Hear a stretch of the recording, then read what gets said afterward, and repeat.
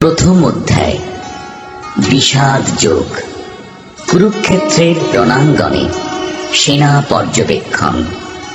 এই অধ্যায়ে রণাঙ্গনে প্রতীক্ষমান সেনাবাহিনীর মুখোমুখি হয়ে মহাযোদ্ধা অর্জুন উভয় পক্ষের সৈন্যসজ্জার মধ্যে সমবেত তার অতি নিকট অন্তরঙ্গ আত্মীয় পরিজন আচার্যবর্গ ও বন্ধু বান্ধবদের সকলকে যুদ্ধে প্রস্তুত হতে এবং জীবন বিসর্জনে উন্মুখ হতে থাকতে দেখেন। শোকের ও দুঃখে কাতর হয়ে অর্জুন শক্তিহীন হলেন, তার মন মহাচ্ছন্ন হল এবং তিনি যুদ্ধ করার সংকল্প পরিত্যাগ করলেন। धृतराष्ट्र उवाच धर्मक्षेत्रे कुरुक्षेत्रे समवेतायुत्सवः मामकाः पाण्डवाश्चैव किमकुर्वत सञ्जय। ধৃতরাষ্ট্র জিজ্ঞাসা করলেন, হে সঞ্জয়, ধর্মক্ষেত্রে যুদ্ধ করার মানুষের সমবেত হয়ে আমার পুত্র এবং পাণ্ডুর পুত্রেরা তারপর কি করল? सञ्जय उवाच दृष्ट्वा तु पाण्डवानीकं व्यूढं दुर्योधनस्तदा आचार्यम् उपसंगम्य राजा वचनमब्रवीत्।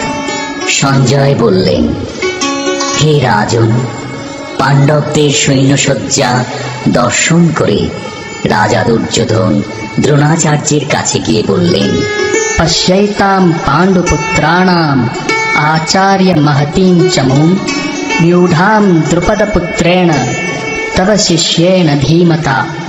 হে আচার্য, পাণ্ডবদের মহান সৈন্যবল দর্শন করুন, যা আপনার অত্যন্ত বুদ্ধিমান শিষ্য দ্রুপদের পুত্র অত্যন্ত দক্ষতার সঙ্গে বুহের আকারে রচনা করেছেন।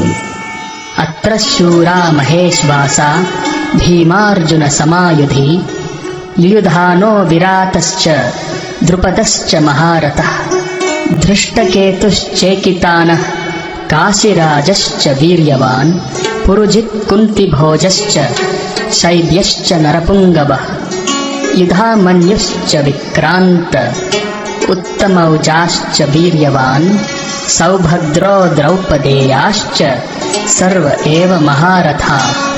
সেই সমস্ত সেনাদের মধ্যে অনেকে ভীম ও অর্জুনের মতো বীর ধনুর্ধারী রয়েছেন এবং যুযুধান, বিরাট ও দ্রুপদের মতো মহাযোদ্ধাও রয়েছেন।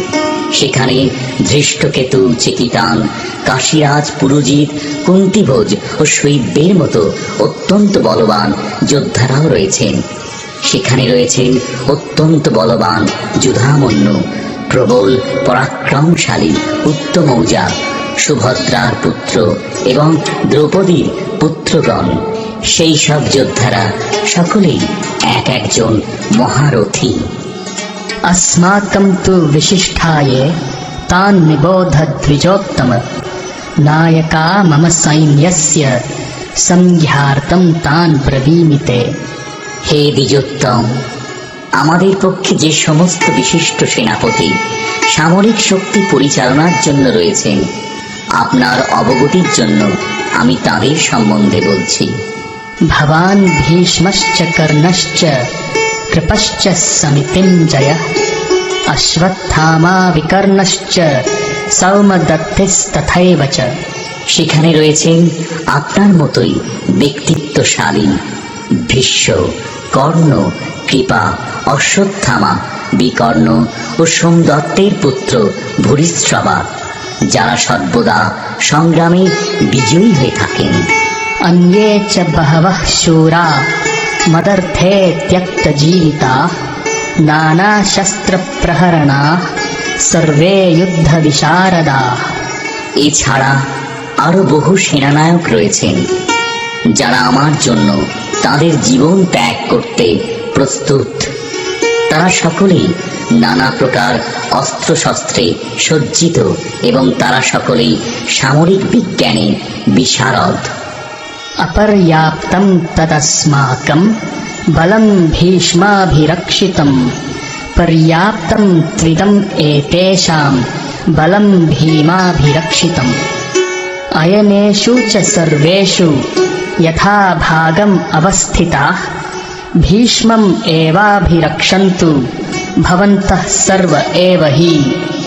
আমাদের সৈন্যবল অপরিমিত এবং আমরা পিতামহ ভীষ্মের দ্বারা পূর্ণরূপে সুরক্ষিত, কিন্তু ভীমের দ্বারা সতর্কভাবে সুরক্ষিত পাণ্ডবদের শক্তি সীমিত।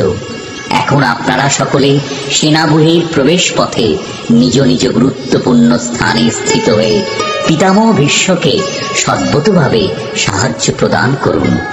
तस्य सञ्जनयन् हर्षं कुरु वृद्धः पितामहः सिंहनादं विनद्योच्चैः शङ्खं दध्मौ प्रतापवान्। তখন কুরুবংশের বৃদ্ধ পিতামহ ভীষ্ম দুর্যোধনের হর্ষোৎপাদনের জন্য সিংহের গর্জনের মতো অতি উচ্চনাদে তাঁর শঙ্খ বাজালেন।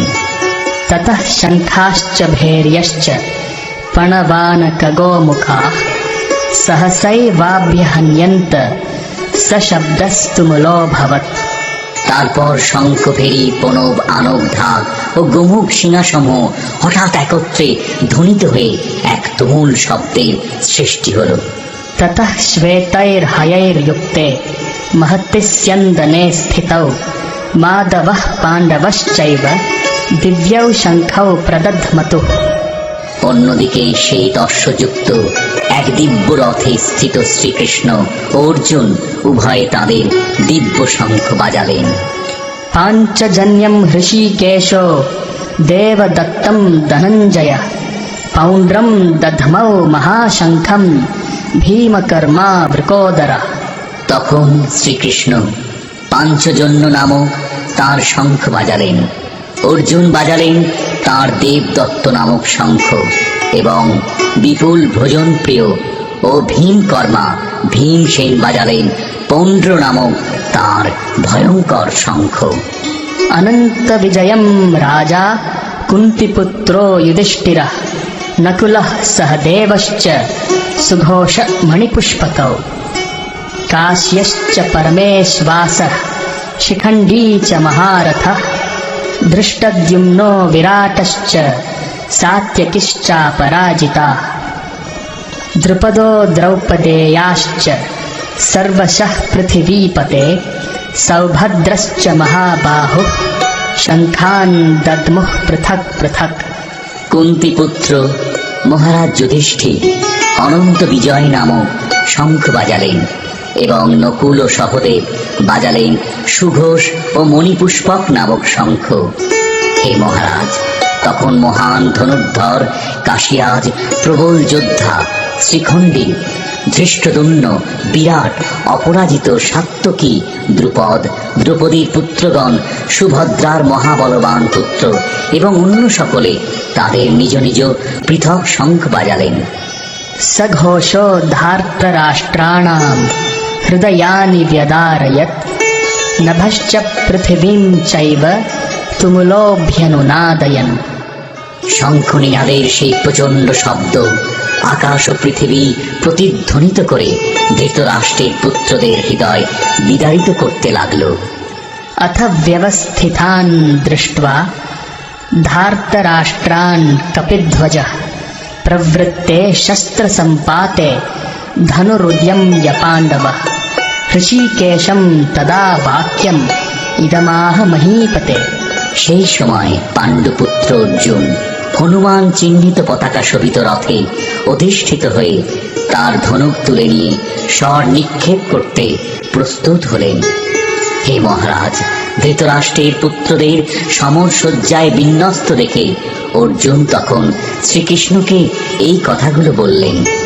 अर्जुन उवाच सेनयोरुभयोर्मध्ये रथं स्थापयमेच्युत यावद् एतान् निरीक्षेऽहं योद्धुकामान् अवस्थितान् कैर्मया सहयोद्धव्यम् अस्मिन् रणसमुद्यमे। অর্জুন বললেন, হে অচ্যুত, তুমি উভয় পক্ষের সৈন্যদের মাঝখানে আমার রথ স্থাপন করো।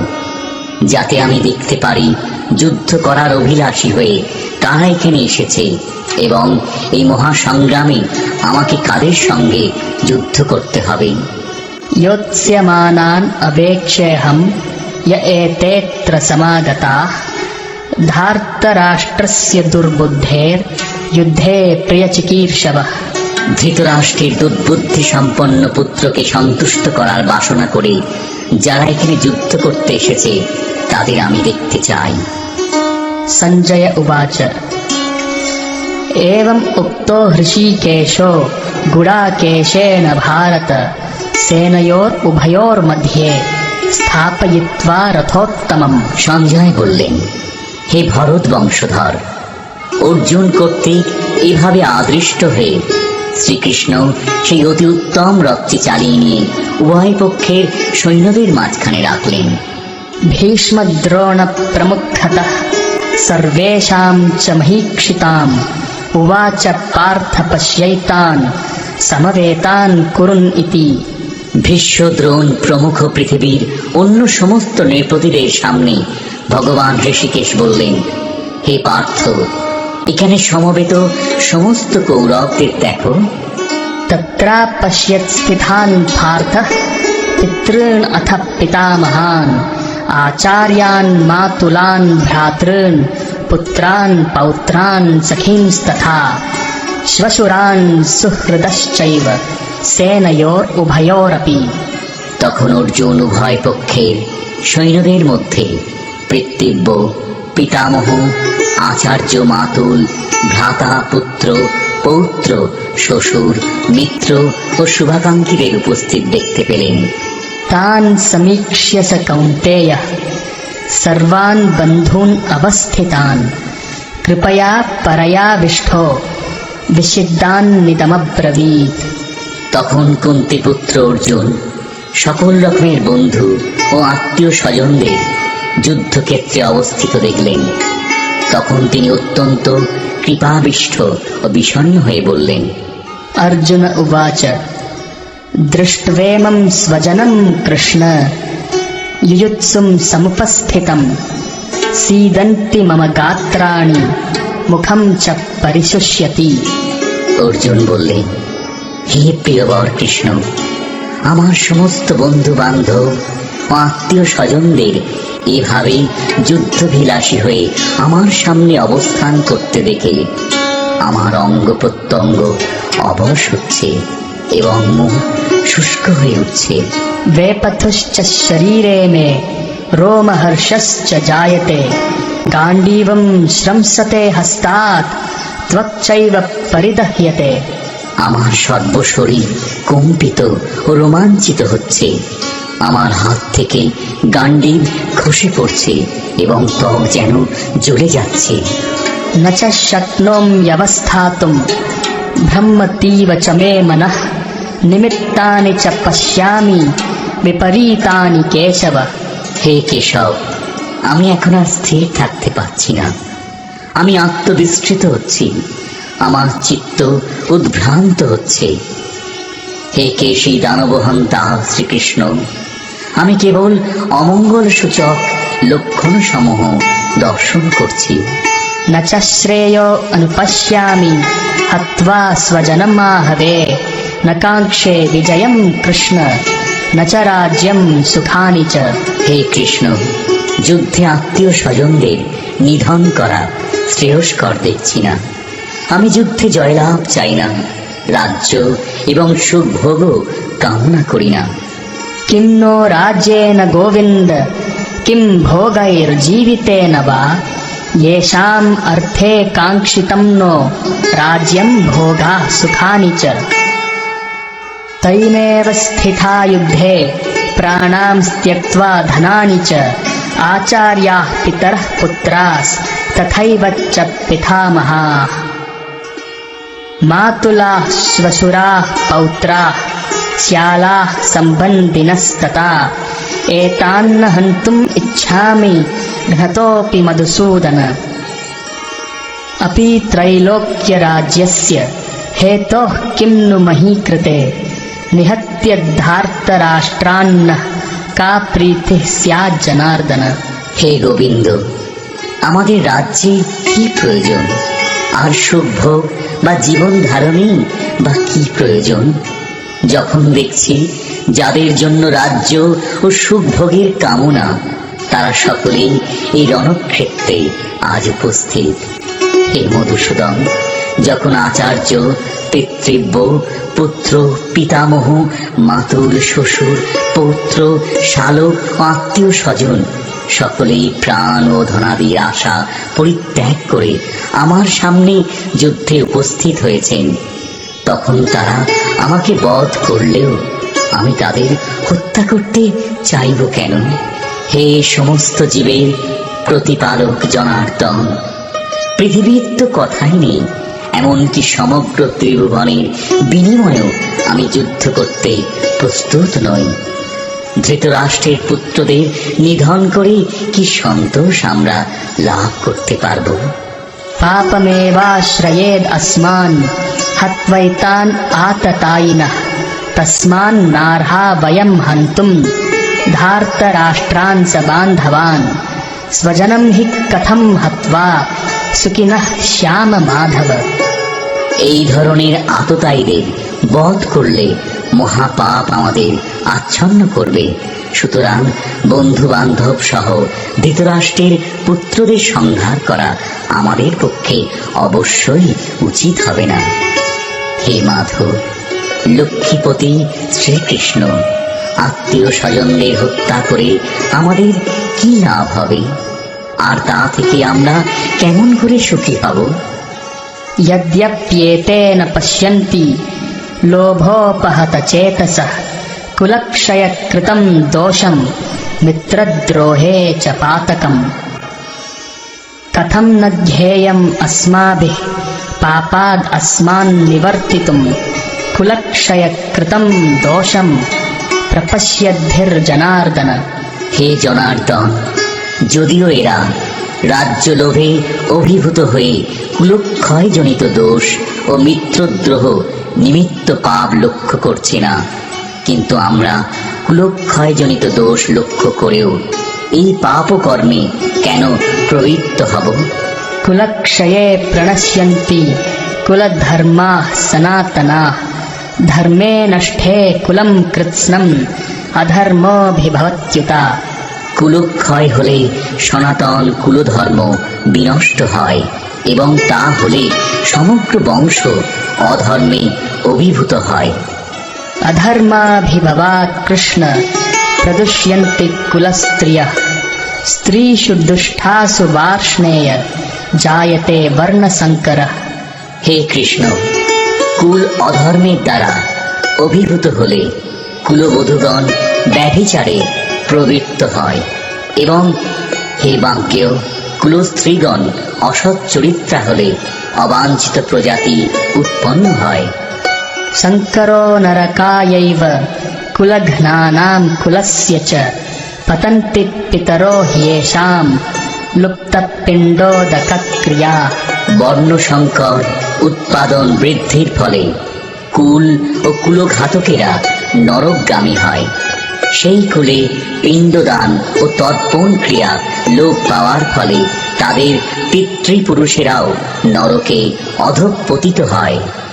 दोषैरेतैः कुलघ्नानां वर्णसंकरकारकैः उत्साद्यन्ते जातिधर्माः कुलधर्माश्च शाश्वताः।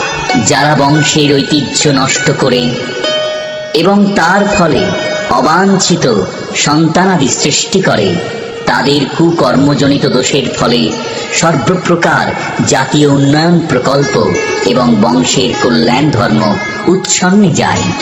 उत्सन्न कुलधर्माणां मनुष्याणां जनार्दन नरके नियतं वासो भवतीत्यनुशुश्रुम। হে জনার্দন, আমি পরম্পরাক্রমে শুনেছি যে যাদের কুলধর্ম বিনষ্ট হয়েছে তাদের নিয়ত নরকে বাস করতে হয়। अहो बत महत् पापं कर्तुं व्यवसिता वयं यद्राज्यसुखलोभेन हन्तुं स्वजनम् उद्यता। হায়, কি আশ্চর্যের বিষয় যে আমরা রাজ্য সুখের লোভে স্বজনদের হত্যা করতে উদ্যত হয়ে মহাপাপ করতে সংকল্পবদ্ধ হচ্ছি। यदि माम् अप्रतीकारम् अशस्त्रं शस्त्रपाणयः धार्तराष्ट्रारणे हन्युस् तन्मे क्षेमतरं भवेत्। প্রতিরোধ রহিত ও নিরস্ত্র অবস্থায় আমাকে যদি শস্ত্রধারী ধৃতরাষ্ট্রের পুত্রেরা যুদ্ধে বধ করে তাহলে আমার অধিকতর মঙ্গলই হবে। सञ्जय उवाच एवम् उक्त्वार्जुनः सङ्ख्ये रथोपस्थ उपाविशत् विसृज्य सशरं चापं शोकसंविघ्नमानसः। সঞ্জয় বললেন, রণক্ষেত্রে এই কথা বলে অর্জুন তাঁর ধনুর্বাণ ত্যাগ করে শোকে ভারাক্রান্ত চিত্তে রথপুরে উপবেশন করলেন।